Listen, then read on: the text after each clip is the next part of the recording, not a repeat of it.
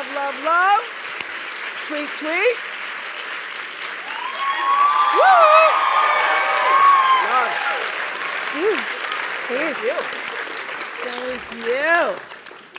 So happy to be in the bubble. Woo! Love it. Aren't you all the luckiest people in the world? Oh my God, I envy you. Hi, Amanda. Hi, Oprah. Oh, I can't believe I just said that. So we have been so excited and eagerly anticipating this day. This campus has been buzzing since the announcement was made last week that you'd be coming here. And Thanks for the buzz. I'm so glad to know I still have buzz. So good. I received a lot of support and advice from my friends, and that was really great. And I just wanted to say, I think the best advice I heard was, don't worry, Amanda, if you mess up, Oprah can just interview herself. So if I falter, feel free to ask yourself some questions, and we'll begin.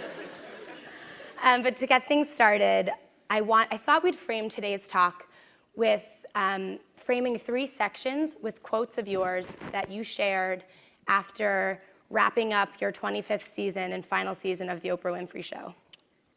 And I thought some of these quotes, I mean, you share so much wisdom, but these really spoke to me and I thought would be a great way to frame our discussion. Okay. So this first one that I will read for everyone and for you, so you don't have to strain your neck, is you have to know what sparks the light in you so that you, in your own way, can illuminate the world. So I wanted to take this time to talk about your early career and how you discovered your calling. So let's go back to when you were college age. Did you know that you wanted to get into TV and media specifically? No, I did not. I thought that I was going to be a teacher. I was in my sophomore class at Tennessee State University. I'd already been working in radio since I was 16. And I remember I was in Mr. Cox's drawing class for theater. And I was a terrible drawer. He said I couldn't draw a straight line with a ruler. And I got a call in that class from a guy at the local station, CBS. And he'd been calling me several times when I was working in radio. So I started working in radio at 16. I won the Miss Fire Prevention contest, another long story. And so when I went back to the station to pick up my prize, some guy said, "Would you like to hear your voice on tape?" I said, "Sure." And I started reading this copy on tape. They called everybody in the building, said, "Hear this kid read." I was 16, they hired me in radio. So I was in radio at 16. And so I started getting calls about my freshman year to come into television. I had never thought about it. And still was living at home and couldn't figure out how I would manage those. I had biology at 1 o'clock, and so I couldn't figure out how I would be able to manage my schedule. And Mr. Cox said to me, the same professor said you can't draw a straight line with a ruler. He said, I came back from taking this phone call, and he said, "Who was that?" I said, "There's this guy at CBS, he keeps calling me, and wants me to interview for a job." And Mr. Cox said, "That is why you go to school, fool." So that CBS can call you. That is why you're in school. So he said, you leave now and go call him back. And I did, and I was hired in television. Not knowing anything about it, having in mind Barbara Walters, but thinking, oh, okay, I can do that. Not knowing how to write or film or anything. And I think it was because it was the times, and I literally had somebody who was willing to work with me that I managed to find my way. But I had to find my way because the reporting never really fit me. And what did work for me, I'm this old, I'm so old that when I started that it was a year of live action cam. And so it was like video cameras live. And so the news stations would do a live shot. They would throw to somebody live, even if nothing was going on, just so they could say, live action cam. And what I found is I wasn't so good at the writing part. But if I was just standing up and talking about what had just happened, it was really good. Right. And then I started to feel, so I started in 19, working in television, became an anchor immediately afterwards. My father still had an 11 o'clock curfew. Can you believe such a thing? That I am the 10 o'clock anchor. In Nashville, Tennessee, I am the woman on the newscast, reading the news, and my father would say, be home by 11. And I'd say, Dad, the news is on at 10. He goes, and it's off at 10:30, so be home by 11. So I had a very strict father. So anyway, I could feel inside myself that reporting was not the right thing for me, even though I was happy to have the job. Right. I got an offer to go to Atlanta. I was making $10,000 a year in 1971, but still in college, so I was thinking I was doing pretty good. Yeah. I got an offer to go to Atlanta for $40,000, which I thought, it's over. I'm gonna make $40,000. And my boss at the time said to me, you do not know what you don't know. And you need to stay here until you can learn to write better, until you can perfect your craft as a journalist. And so he said, and we can't give you 40, but we can give you 12. So I stayed, and you know the reason why I stayed is because I could feel inside myself that even though the 40 was alluring at the time, that he was absolutely right. So to make a long story short, because I'd be here all day just talking about how it all came about, I started listening to what felt like the truth for me. A couple of years later, I moved to Baltimore. I could feel that as a reporter, and by this time, 22, I'm making 22,000. I met my best friend Gail there who said, oh my God, can you imagine if you're 30 and you're making 30,000? And then you're 40 and then it's 40,000? We actually had that conversation in the bathroom. So I started to feel that reporting wasn't for me. But I had my father, I had my friends, everybody was saying, oh my God, you're an anchor woman, you're on TV, I mean, you can't give up that job. Right. And by the time I was making 25, my father goes, well, you just hit the jackpot, you're not gonna make no more money than that, that's just it. So I was torn between what the world was saying to me and what I felt to be the truth for myself. It felt like an unnatural act for me reporting, although I knew that to a lot of people it was glamorous. And I started to just inside myself think, what do I really want to do, what I really want to do. And I will say this, knowing what you don't want to do is the best possible place to be if you don't know what to do. Because knowing what you don't want to do leads you to figure out what is it you really do want to do. So you discovered talk then, right? Around that time? I didn't discover talk, I got demoted. They wanted to fire me, but I was under contract. And they didn't want to give up the 25,000. So they were trying to keep me on to the end of the year.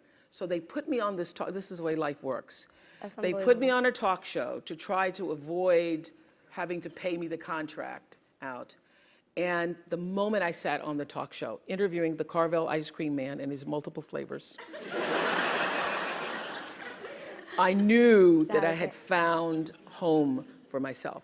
Because when I was a news reporter, it was so unnatural for me, to cover somebody's tragedies and difficulties, and then to not to feel anything for it. And I would go back after a fire, and I would take them blankets, and then I would get a note from my boss saying, "What the hell are you doing? Right. You're just supposed to report." Can't be that empathetic. You cannot be that empathetic, and it felt unnatural for me. So if I were to put it in business terms, or to leave you with the message. The truth is, I have from the very beginning listened to my instinct.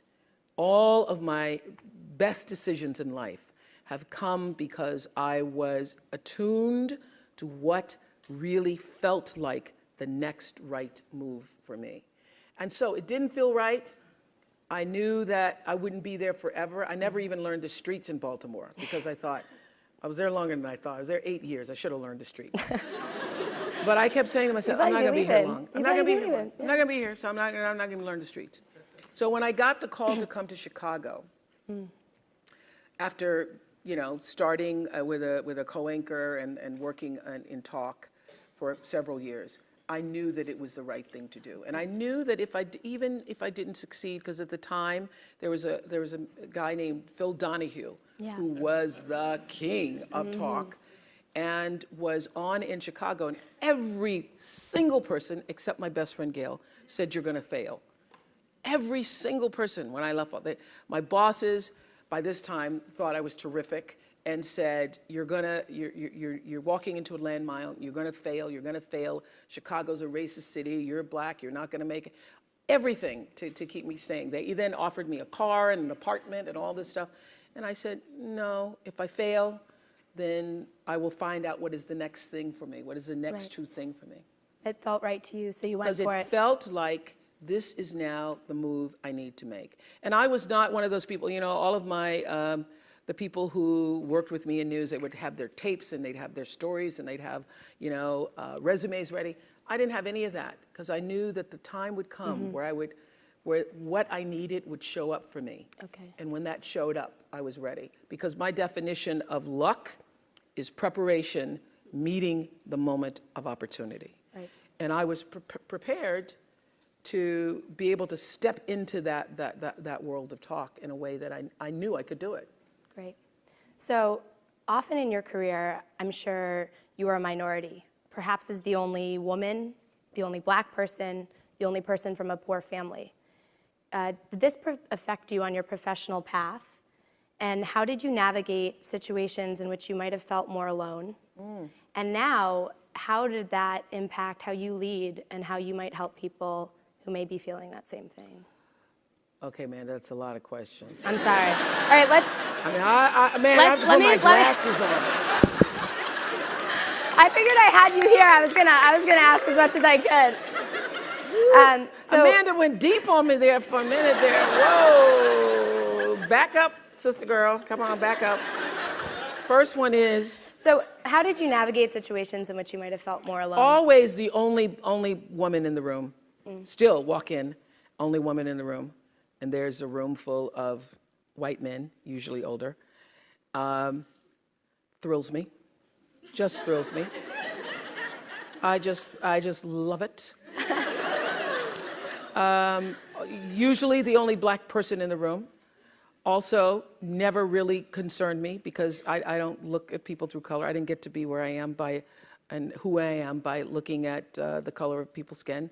I really, literally took Martin Luther King at his word and understand that the content of a person's character and refuse to let anybody else do that to me. So I love it, just love it.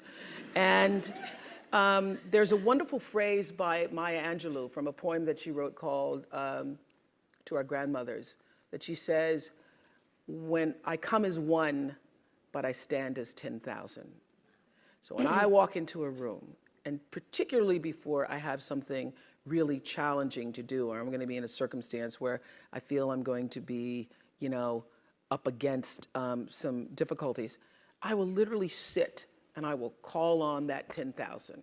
I will call on the ancestors. I will call on those people who've come before me. I will call on the women who forged a path that I might be able to sit in the room with all of those white men and love it so much. I call on that because I know that my being where I am, and first of all, being who I am and where I am, didn't come just out of myself, that I come from a heritage. And so I own that, and I step into that room, not just as myself, but I bring all of that energy with me. So it has never been an issue for me, except when I was, I think, 23, still working in Baltimore. I'd gone to my boss and said that the guy who was working with me, my co-host on the People Are Talking show, was making more money than I. And we were co-hosts. So I went to my boss and I said, this is in 1970, so I was older than 23. It was in 1979, 80. And I said, I just would like to You know how intimidating it is to go to the boss in the first place. But I'm going to go and I'm going to stand up for myself. And I said, Richard's making more money than I am, and I don't think that's fair because we're doing the same job. We sit in the same show. We did the same. And my general manager said, why should you make as much money as he? And I said, because we're doing the same job. And he said, but he has children. Do you have children? And I said, no. He said, well, he has to pay for college educations. He owns his own home. Do you own your home? I said, no. He said, he has a mortgage to pay. He has insurance. Do you have that? No. So tell me, why do you need the same amount of money? And I said, thank you for your time. And I left. I left. I didn't complain about it. I didn't file a suit about it. I knew that in that moment, it was time for me to go. And that I started the process for myself of preparing myself for, you will not be here long. You are not going to be able to get what you need. I had a boss at the time who was African American and had just been, for the first time, made an assistant news director and was drunk with power, and felt it I think he woke up in the morning thinking of things he could do to harass me. I decided not to file a suit against it because I knew at the time I would lose, that no good would come of it, that I would be blackballed in television, that it would turn into a major thing, and I knew I didn't have long to stay there. I had a vision for what the future was, even though I couldn't place exactly where my future would be. I knew who held the future, because I am really guided by a force that's bigger than myself. I know that my being here on the planet is not just of my own making. So you use that as momentum to just leave, cut your losses, and go? No, I filed it away. I go, there will come a time. It's gonna come back. Yeah, you were right. I think you were right. I will be sitting in the same room, and it happened, like in the late 90s, I had the Oprah show, and I ran into that guy. Lord Jesus, thank you. Oh my God. Oh, one of the sweetest moments I've ever had. Oh, go ahead. Okay. Here we go. So right now, as we sit here, we're about 5 miles from Facebook and Sheryl Sandberg. And last year, she published the book Lean In, and it has gotten incredible traction. It had some, criticism as well. And I was wondering, if you were to write a book on women in careers, what would your title be? Mine would be, actually, mine wouldn't be lean in. It would be step up and into yourself. Because this is the truth. There is no real doing in the world without being first. For me, being, your presence, your connection to yourself and that which is greater than yourself is far more important than what you do, but also is the thing that fuels what you do. Right. And I know that one of the things that is so important for what happens here at the graduate school is that you have leaders who are self-actualized and understand what your contribution to change the world can be. You can only do that if you know yourself. You can only do that you cannot do it unless you take the time to actually know who you are and why you are here. Now, I happen to know for sure that every human being comes called, and that the calling goes beyond the definition of what your job is, that there is an innate, supreme moment of destiny for everybody. And that's why when I was in Baltimore, I could feel this isn't it, this isn't it. And then in Chicago, after 25 years of success on the show, I started to feel this isn't it, there's something more, something more, something more that's calling me to what is the supreme moment. And everybody has that. And you cannot fulfill it unless you have a level of self-awareness, to be connected to what is the inner voice or the instinct. I call it your emotional GPS system, that allows you to make the best decisions for yourself. And every decision that has profited me has come from me listening to that inner voice first. And every time I've gotten into a situation where I was in trouble, it's because I didn't listen to it. I overrode that voice, that instinct with my own head, my own thinking. I tried to rationalize it. I tried to tell myself, but you know, okay, you're gonna make a lot of money. Oh no. And so I sit here, you know, profitable, successful by all the definitions of the world. But what really, really, really resonates deeply with me is that I live a fantastic life. My inner life is really intact. I live from the inside out. And so everything that I have because I let it be fueled by who I am and what I realize my contributions to the planet could be. And what my real contribution is, it looks like I was a talk show host. It looks like, you know, I'm in the movies. It looks like, you know, I have a network. But my real contribution, the reason why I'm here, is to help connect people to themselves and the higher ideas of consciousness. I'm here to help raise consciousness. So my television platform was to help raise consciousness. In the beginning, I didn't realize that. I thought, oh my God, I got a show! And it wasn't until I was interviewing the Ku Klux Klan one day. And can you imagine, all the great lessons come from things that are sometimes challenging. I was interviewing the Ku Klux Klan, and I thought, as an African American, oh, I'm going to get them. I'm going to show for every Jewish person, for every person who's been discriminated against. And during the commercial break, I saw the Klan exchanging signals and looks at each other. And then something inside, that instinct, I thought, I am doing nobody any good. They are loving this. They are using me. I think I'm doing an interview. Right. They are using me. I did not know it at the time. I brought them on, actually, those same guys back for my last year. And they told me that they used that show for their recruitment. I could feel that happening. And I made a decision after that show. I'll never do anything like that again. I'll never let my platform be used, and I will not be used. And at the time, in the 90s, early 90s, everybody was doing confrontational television.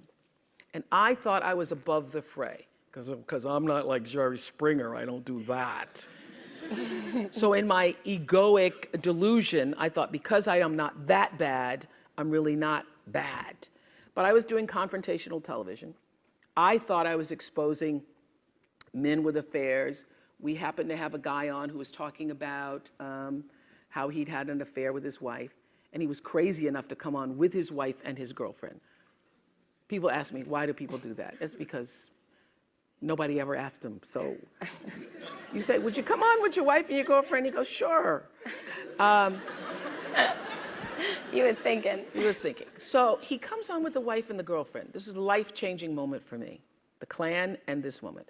The wife is there, he's in the center, and the girlfriend. And he tells his wife, he announces, we were live television at the time, and he announced that to the world and to his wife, that his girlfriend was pregnant. And I did, you see her face, your mouth's open right there.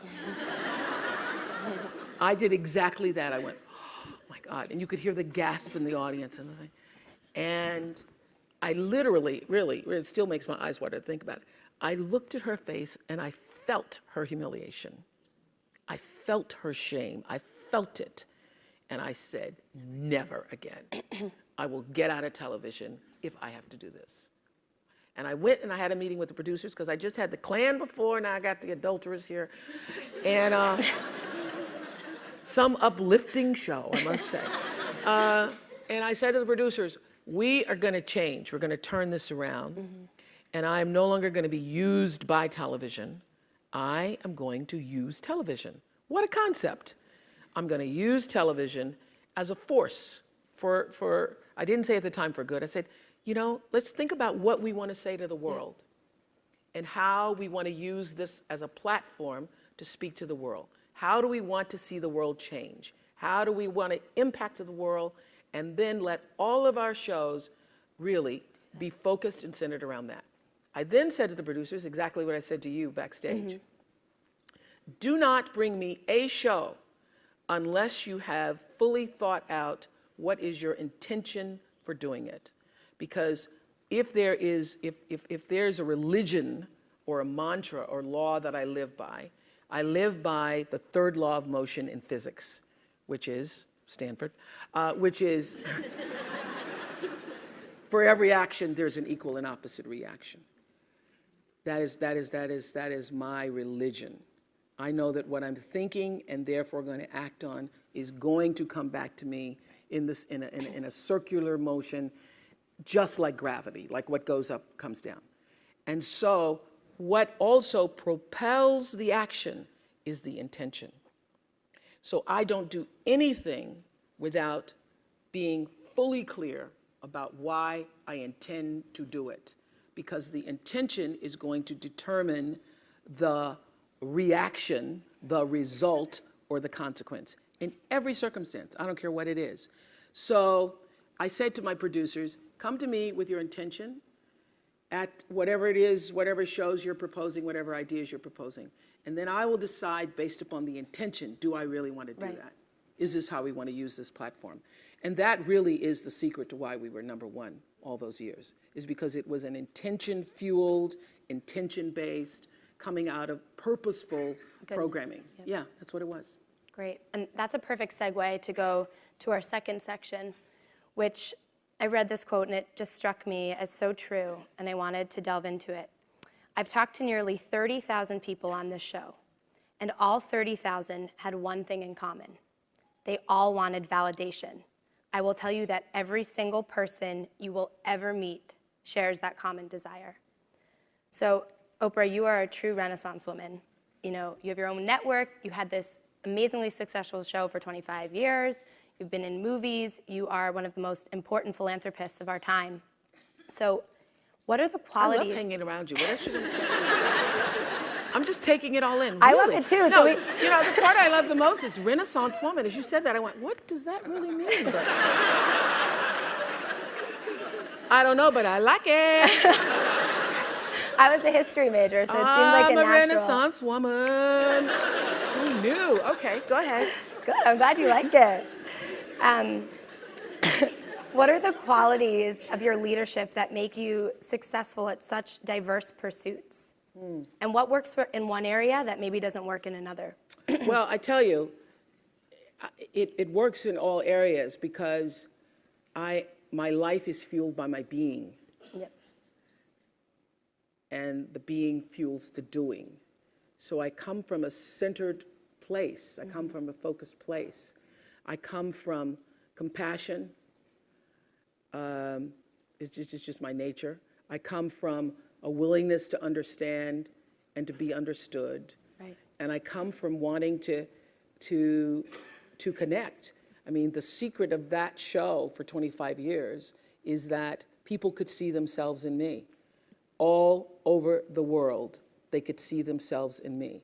And even as I became more and more financially successful, which was a big surprise to me, I was like, oh my God, this is so exciting. You mean you got more than that 30,000? I got more than 30,000 by the time I was 30.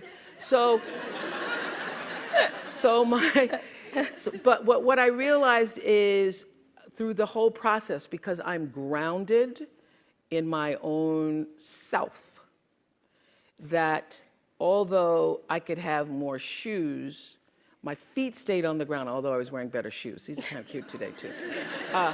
So I could keep my feet on the ground, even though I could get more shoes. And I could understand that it really was because I was grounded. Was doing and continue to this day to do the consciousness work. I work at staying awake. And being awakened is just another word for spirituality, but spirituality throws people off and they think you mean religion. When I was hiring people for my company for looking for presidents, when people would come in, I'd say, tell me, what is your spiritual practice? And literally would throw, people would go, well, I'm not religious. Or I said, I didn't ask you about your religion. I asked you what's your spiritual practice. What do you do to take care of yourself?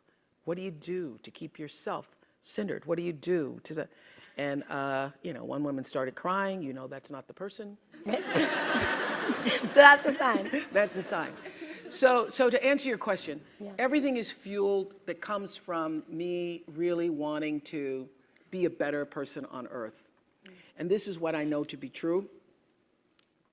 The reason why the show worked is because I understood that that audience, my viewers, the people who watched us every day and would come and, just like you all did, get tickets, and they would come with their family. You all just came across campus, but that's good too.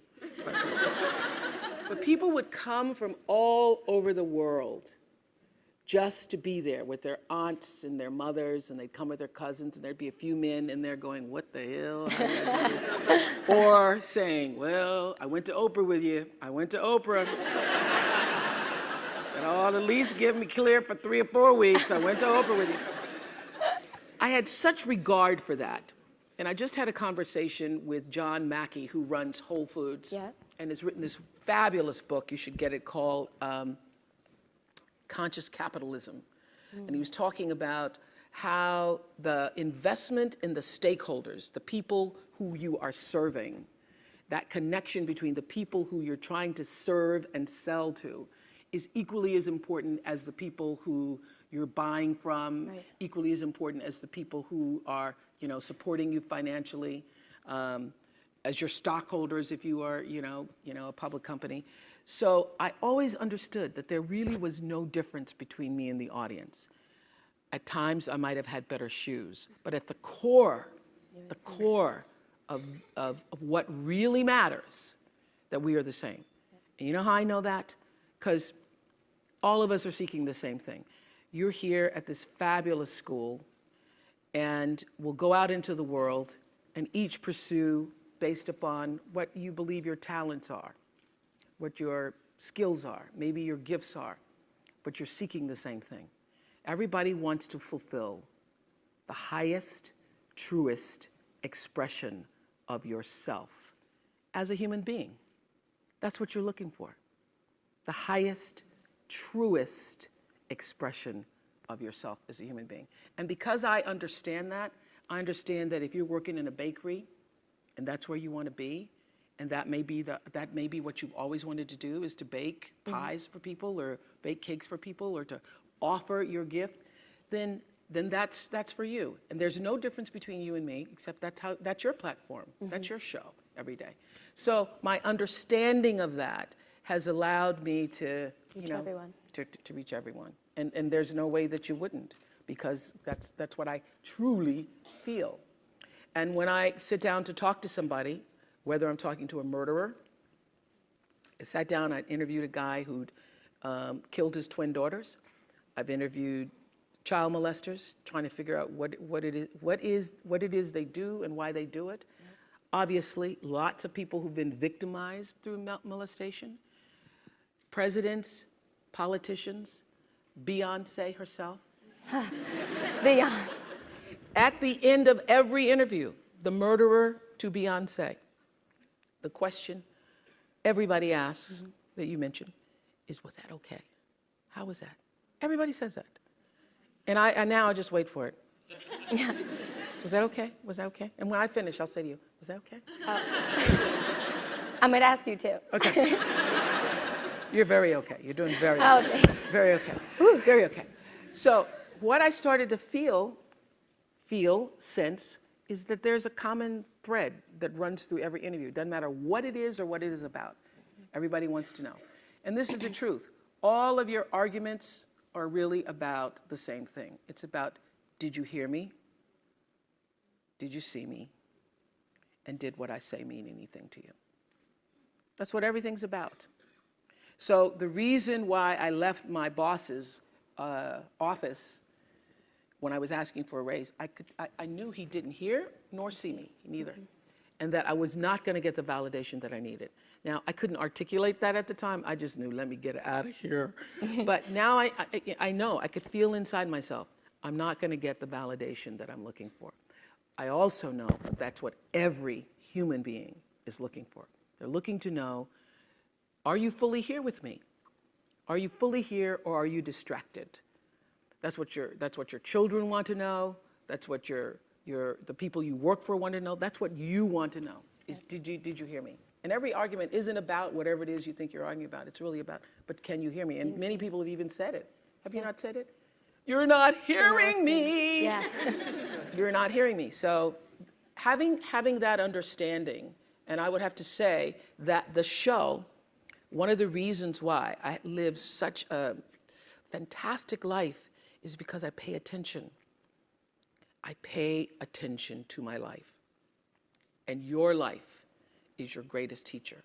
Every single thing that's happening to you, every day, your joys, your sadnesses, your challenges, your worries, everything is happening to bring you closer to in here. Everything is trying to take you home to yourself.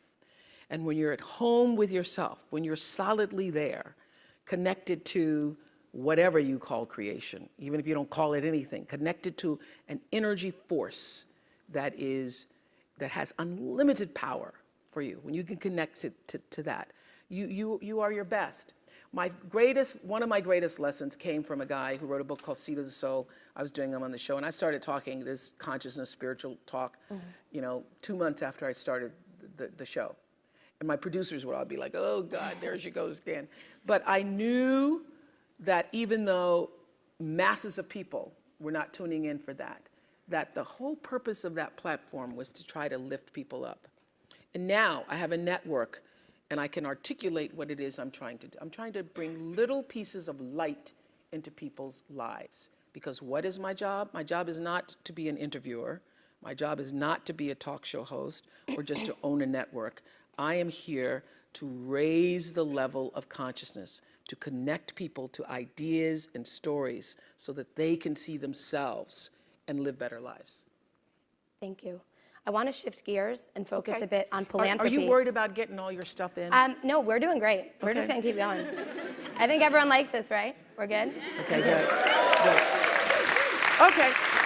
So I watched your interview with the Forbes Conference on Philanthropy, and you said something really interesting, which was that early on, some of your biggest mistakes in giving were because you made emotional decisions. Yeah. And yet we learn here at the GSB, like one of the crucial messages we take away with us is that it's really important to be, as you said before, self-aware, to be understanding, often to share our emotions with others. And you yourself have been the master of, harnessing vulnerability with yourself and your guests over the years. So how do you strike a balance between emotion and logic? How do you make sure that you're making logical decisions when you're giving? Oh, these are so well thought out, these questions. Thank you. Okay, let me think about that for a minute. Very good. Thank you. Okay. Well, I would have to say that you need both. You need emotion and you need logic. So in the beginning, I was purely emotional, made a lot of mistakes. I happened to be sitting, I was sharing this story with Dean Soloner just before he came on. I was sitting in Nelson Mandela's living room. And I'm not just saying that's a name drop, but I was actually sitting there. You stayed with him, right? I stayed with him for 10 days. And as I said to the dean and Lisa, I literally could have written a book called 29 Meals, because I had 29 meals with him at that particular time. I wished I had. Yeah, you should. I should have. You should. You should do it now. I didn't record it, so something I'm thinking, was that the second meal or the 12th meal? Anyway, so I was sitting with Madiba, and we were talking about how do you really make an impact in the world? And we were reading the paper, and I'd reached the point where I was no longer like, oh my God, what am I gonna say? Because we were just sitting in silence reading the paper, and there was an article in the paper about, some tragic situation. And we both started talking about the way to end poverty is through education. And I said to him, I really, at some point, would like to build a school over here. And then he got up and called the Minister of Education and said, get over here now, Oprah wants to build a school. And I was like, well, I was thinking about it.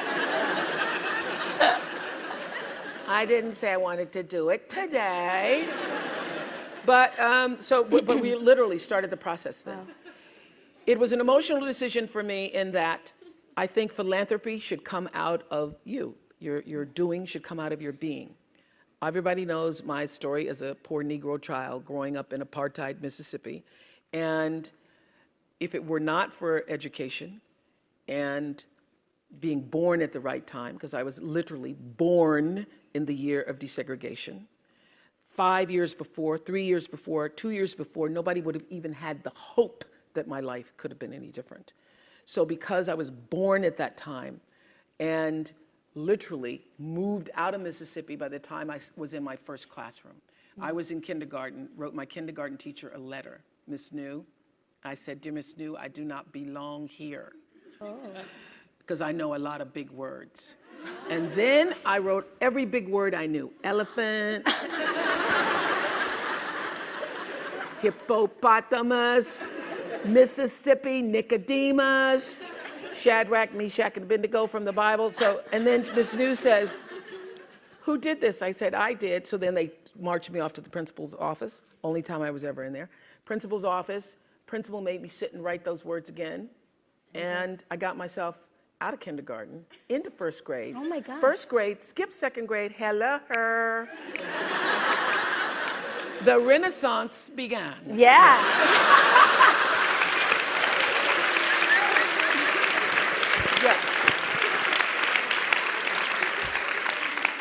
Yeah. You've always had this conviction. It seems like you've always known who you are, even if you were I knew I didn't belong there with those kids. In kindergarten, you're sitting there, that's what I'm talking about, listen to your instincts. You look around and you say, these kids, they are playing with some blocks. You're like, I don't do that. And I know Nicodemus. I do not think I belong in here. I do not belong in here. So my point is, education really opened the door, as we all know. I'm not going to give you the education speech. How do you change a person's life? I had, prior to starting my school in South Africa, I had this big idea that I was going to, that I was going to take all 100 families out of the projects of Greeny Green, and I was going to give them a new life, and I was going to buy them homes and stuff. And that did not work. Yeah. It failed miserably. I had a Big Sister program that I started, failed miserably. So I realized that for me, first of all, I realized you don't change, as you all are recognizing through the SEED program, you first have to change the way a person thinks and sees themselves. So you've got to create a sense of aspiration, a sense of hopefulness, so a person can begin to even have a vision for a better life. And if you can't connect to that, then you lose. You lose and they lose. And it's just money after money after money. So for me, it's using my philanthropy to do what I have found to be enormously helpful. The light in my life was education. Mm-hmm. So for me, in the beginning, when I started to make money, especially when it's published, everybody and their brother calls you. Over, yeah. And then you've got to make a decision. Am I going to do what everybody else wants me to do? Or am I going to be led by who I really am? And I learned, as will happen to anybody who's successful in your family, people start treating you like the First National Bank. And you've got to decide. You've got to draw the boundaries for yourself and decide how are you going to use your money, your talent, your time in such a way that it's going to serve you first, because if it doesn't allow you to be filled up, then you get depleted and Right. you no You can't longer keep want to, doing it. you can't keep doing it. Right. So my decisions are now emotional and logical, meaning I choose education, but I do it in such a way that's actually going to benefit the person that I'm serving. Then it's not just, oh, I want to help Right. people, you know? Right. Yeah. Thank you. So to move on to our last part, you said at the end of your 25 years, gratitude is the single greatest treasure I will take with me from this experience. So now you've started your own network, and you continue to be very involved in your philanthropy and your school. Is there anything left that you're scared to try?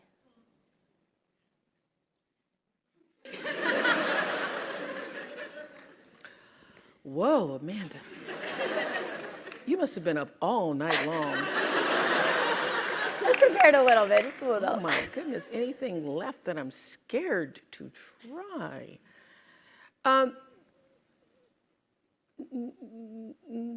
No.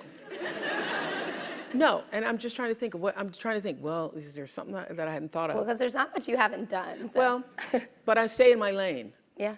I know what my lane is. I know what my lane is. I know that my real calling is what I said earlier. Yep. It's not, I know what it looks like to the rest of the world. Oh, there's a talk show, but I really know what I'm here to do, which is the number one thing I would say to you. First, let me answer your question. So no, there's nothing I'm not scared to try. I haven't even, I have hit my stride, but I haven't done what I ultimately came to do. There still is a supreme moment of destiny that awaits me. And I also knew that during the Oprah show. I've kept a journal since I was 15 years old. It's so pitiful when you go back and see how pathetic you were as a person sometimes. But I always knew, even during that show, that the show, we live in a fame culture. We live in a fame-centered world, you know? Had this literally been during the Renaissance, people would have valued different things. If we'd been during the Transcendentalist period, people valued different things. But in our culture, we value fame.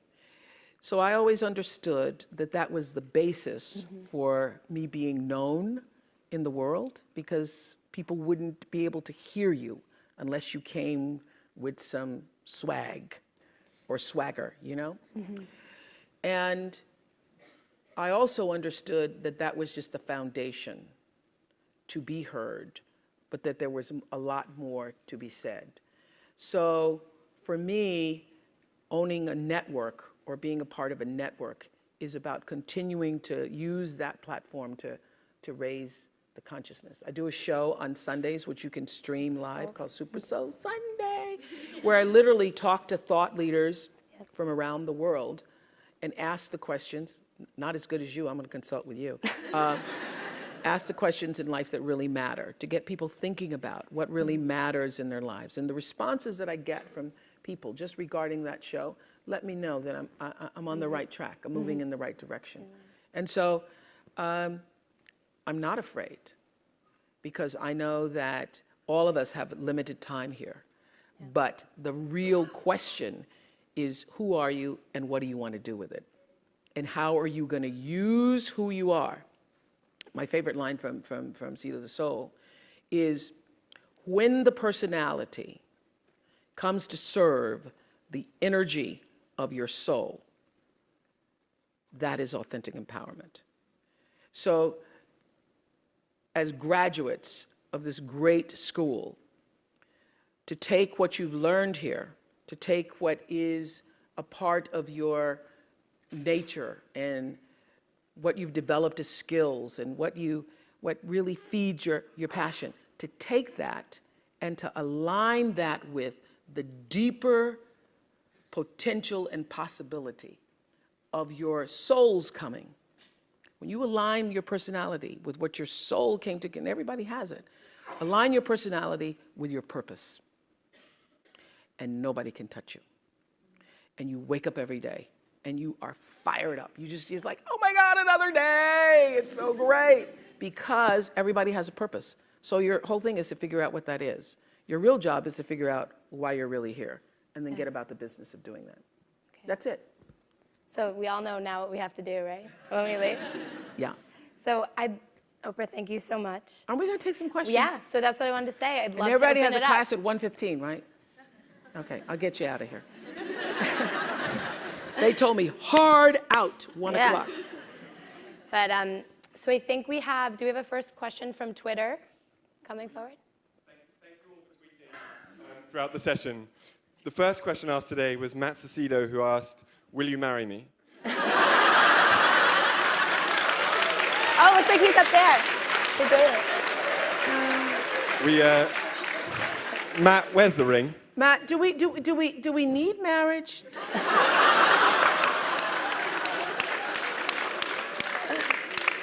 Oh my God, that's going to be such a prenup between us, I gotta say.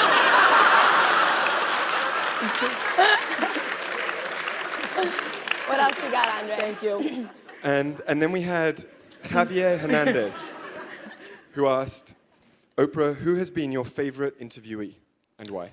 Well, actually, I would have to say there's so many over the years, and the truth is that the people whose names that I can't even remember, and you probably wouldn't remember, have been the most revelatory, the most impactful. I mean, watching people step out of tragedies and define triumph for themselves, those people really have been the ones that really shaped me and made me a better human being. I did an interview once with a woman, and actually with Dr. Phil, where she had come to the show and was planning to kill herself afterwards, she said, because her daughter had been murdered 8 years before, and she couldn't get past it. And she just wanted to come on the Oprah show and talk about it. And Phil said to her, why do you spend all your time lamenting, all these years lamenting the death, instead of celebrating the life? You've let the one day define your daughter's entire life. And she looked up at him and she said, you know, I never thought about it that way before, with tears. I could feel the shift in her. So the most important moments for me have been when literally I can see that somebody has made a shift in the way they see themselves in the world, or, you know, what we call now an aha moment. Those, I live for that. I live for that. Those are my favorite interviews. But most recently, I just last week interviewed Pharrell. Yeah, we saw that. Oh my God. I was you made so him cry. happy. But you made him cry. I didn't make him cry. I didn't make him cry, Amanda. But he cried, and it was happy tears. Yeah, I would have to say. I don't actually try to make people cry. And if I think it, literally, we cut a lot of it because he went into the ugly cry. He went into the ugly cry. You could tell it was real, Yeah, it was very real. And so we said, we got to say to brother cannot walk out into the world with the ugly cry. It's okay to have a little sniffle, but then it's like, oh, Lord. But I could also feel him. I mean, I understand. You know why? Because I just loved him. I just loved him. Anybody who saw that interview, if you liked him a little bit before, you really loved him afterwards, because that's a person who's absolutely connected to it. He knows his purpose. Yeah, well, he's very much connected to it. And when he started crying when he saw the videos of people all over the world dancing to the happy song. There was a version made here, too. Here? Yeah. You guys did one too? Yeah, I think some of the NBA ones, right? Raise your hand if you were in it. Yeah. Didn't it make you happy to do it? Yeah. So he saw that video, like 30 seconds of video from people in all these different countries, and the name of the countries were up. And he just felt the emotion and the impact of using his life in such a way that you're able now to touch all of those people, which is really what we're all looking to do. And all of us have the ability to do it at whatever level you are, at whatever level. And I always say to people, oh, I have a big stage. Some people have a smaller stage. Some people have, you know, what's your stage? We're going to take one from the audience now? Yeah. Let's do it. All right. Here we go. Got the mic. Introduce yourself. Hi, I'm Kirsten. I'm a second-year MBA student here at the GSB. So this week at the GSB, we're hosting something called Climate Week to raise awareness about climate change among the business students here. And so you've interviewed people like Leo, Al Gore, President Obama on this really important issue. And so I wanted to get a sense from you of how do you navigate raising the level of consciousness around issues like climate change that are important, but also very complex and politicized.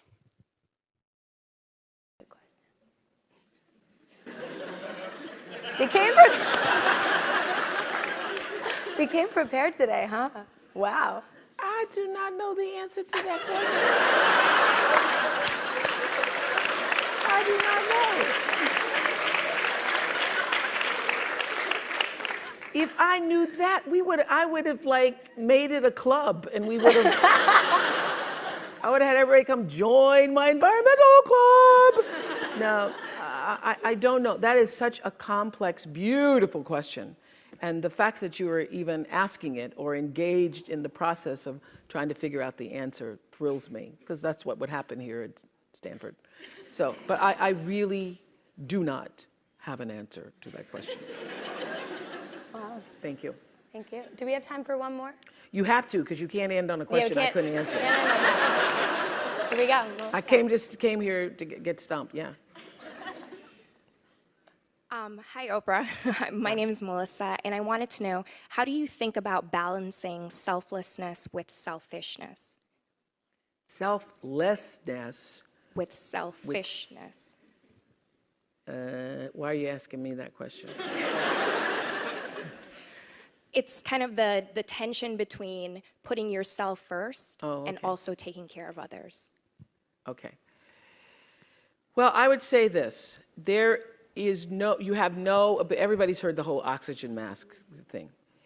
The truth is, you don't have anything to give that you don't have. So you have to keep your own self full. That's your job. You know, one of my daughters is here today from Oprah Winfrey Leadership Academy. Stand up, Shade, so everybody can see you.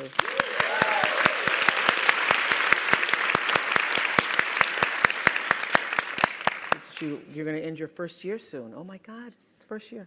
I say to my girls all of the time that your real work is to figure out where your power base is and to work on the alignment of your personality, your gifts that you have to give, with the real reason why you're here. That's the number one thing you have to do, is to work on yourself and to fill yourself up and keep your cup full. Keep yourself full. Now, I used to be afraid of that. I used to be afraid, particularly from people who say, oh, she's so full of herself. She's so full of herself. And now I embrace it. I consider it a compliment that I am full of myself. Because only when you're full, I'm overflowing, my cup runneth over. I have so much to offer and so much to give. And I am not afraid of honoring myself. You know, it's miraculous when you think about it. First of all, for me, my father and mother never married. They had sex one time underneath an oak tree because she was wearing a poodle skirt in 1953. And my dad, to this day, says, I want to know what's under that skirt. That's what I want to know.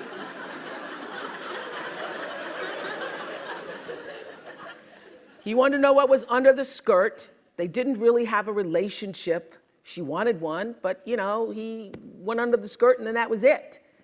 And one time under the oak tree, bam, Renaissance.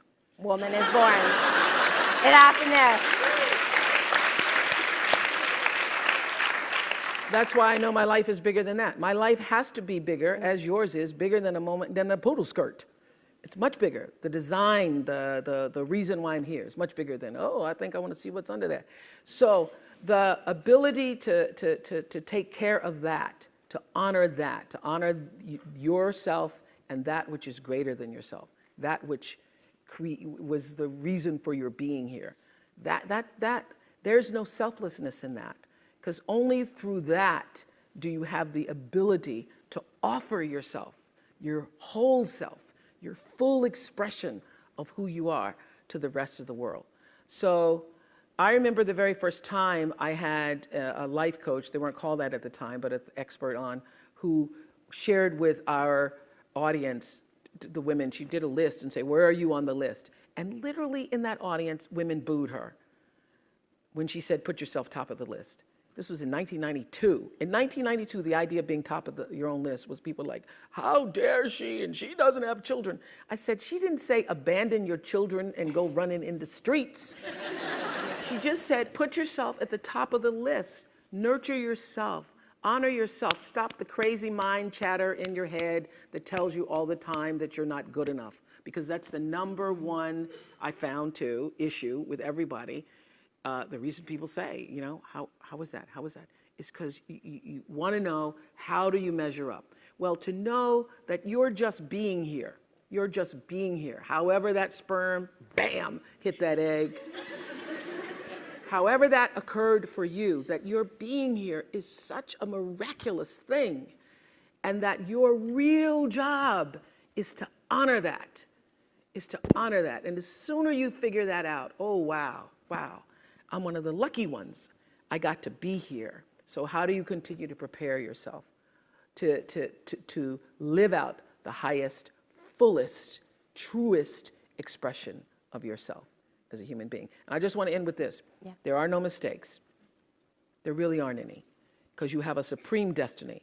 When you're in your little mind, in your little personality mind, where you're not centered, where you really don't know who you are, that you come from something greater and bigger, and that we really all are the same. When you don't know that, you get all flustered. You get stressed all the time, wanting something to be what it isn't. There is a supreme moment of destiny calling on your life. Your job is to feel that, to hear that, to know that. And sometimes when you're not listening, you get taken off track. You get in the wrong marriage, the wrong relationship, you take the wrong job. Yeah, but it's all leading to the same path. There are no wrong paths. There are none. There's no such thing as failure, really, because failure is just that thing trying to move you in another direction. So you get as much from your losses as you do from your victories, because the losses are there to wake you up. The losses are to say, fool, that is why you go to school. So that CBS can call you. So when you understand that, you don't allow yourself to be completely thrown by a grade or by a circumstance, because your life is bigger than any one experience. And if I always ask people on Super Soul Sunday to tell me, what would you say to your younger self? Every person says in one form or another, I would have said, relax, relax. It's gonna be okay. It really is gonna be okay. Because even if you're on a detour right now, and that's how you know, when you're not at ease with yourself, when you're feeling like, oh, yeah, shouldn't be that is the cue that you need to be moving in another direction. Don't let yourself get all thrown off, continue to be thrown off course. When you're feeling off course, that's the key. How do I turn around? So when everybody was talking about, when I started this network, if I had only known, good Lord, how difficult it would be. The way through the challenge is to get still and ask yourself, what is the next right move? Not think about, oh, I got all of this stuff. What is the next right move? And then from that space, make the next right move and the next right move. And not to be overwhelmed by it, because you know your life is bigger than that one moment. You know you're not defined by what somebody says is a failure for you, because failure is just there to point you in a different direction. And that's all the time I got right now. Yeah. I'm looking at the clock. Thank you. Woo! Whoa. Good job. Thank you. Yay!